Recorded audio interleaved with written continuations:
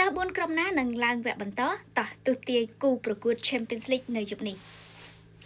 ចាជំរាបសួរខ្ញុំកុំបានវាជួបខ្ញុំមកចាស់នៅក្នុងវីដេអូថ្មីនៅរាត្រីនេះការប្រកួត UEFA Champions League វគ្គ16ក្រុមជើងទី2នឹងសម្រេចថាតើនឹងមាន4ក្រុមណាត្រូវឡើងទៅវគ្គ8ក្រុមជាបន្តគិតតាមម៉ោងនៅក្នុងប្រទេសកម្ពុជាវេលាម៉ោង 12:45 នាទីយប់នេះបាសេឡូណាត្រូវស្វាគមន៍ Benfica ដែលការពីជើងទី1បាសេឡូណាចំណេញមួយគ្រាប់តែប៉ុណ្ណោះការពីជើងទី1ម្នាក់គឺចំហមាត់នឹងអ្នកចាំទីSzczesny របស់បាសេឡូណាដែលសង្គ្រោះបាល់ប៉កែមែនទែនក៏ប៉ុន្តែមិនដឹងថានៅជើងទី2នេះគាត់នឹងបន្តជាបរិះពេញពីងទៀតឬក៏យ៉ាងណានោះទេគូនេះខ្ញុំគិតថាបាសេឡូណានឹងបានឡើងវគ្គបន្តទោះបីជា Benfica មិនអាចមើលស្រាលបានក៏ដោយ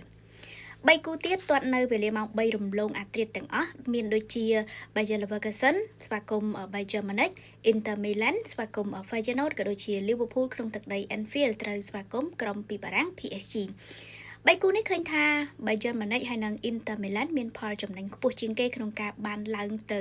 វគ្គបន្តព្រោះការពីជើងទី1នោះគឺ Bayern Munich ទាត់បញ្ចូលទីបានចំនួន3គ្រាប់ខណៈដែល Bayer Leverkusen គឺមិនមានគ្រាប់បាល់ចំណេញសោះតែម្ដង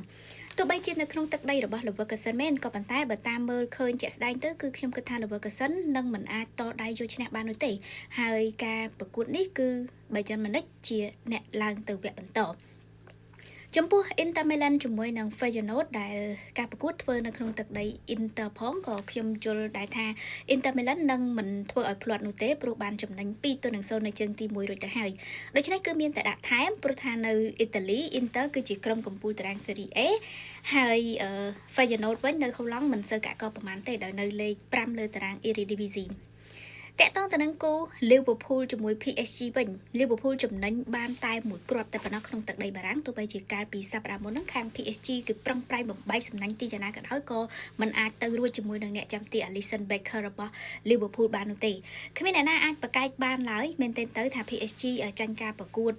មុនហ្នឹងគឺដោយសារតែគេលេងមិនសូវល្អក៏ប៉ុន្តែ PSG ពិតជាខ្លាំងមែនទែនគឺយើងត្រូវតែទទួលស្គាល់ថា PSG គឺមានភាពស្រស់គ្នាខ្លាំងដូច្នេះនៅជើងទី2ក្នុងទឹកដី Anfield នៅតែជាការគ្រោះថ្នាក់ដដែលសម្រាប់ Liverpool ដែល Liverpool មិនគួរភ្លាត់នោះទេហើយយ៉ាងណាមិញសម្រាប់ខ្ញុំនៅតែជឿជាក់ទៅលើ Liverpool ព្រោះបើតាមរឿងបទពិសោធន៍ហើយនិងរឿងសំណាងមើលទៅគឺ Liverpool មានច្រើនជាង PSG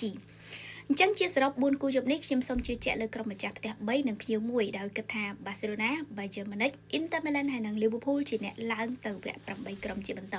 ចាស់ចំពោះលោកអ្នកនាងវិញគិតយ៉ាងណាដែរអរគុណច្រើនចាំជួបគ្នាបន្តនៅក្នុងវីដេអូក្រោយសូមជម្រាបលា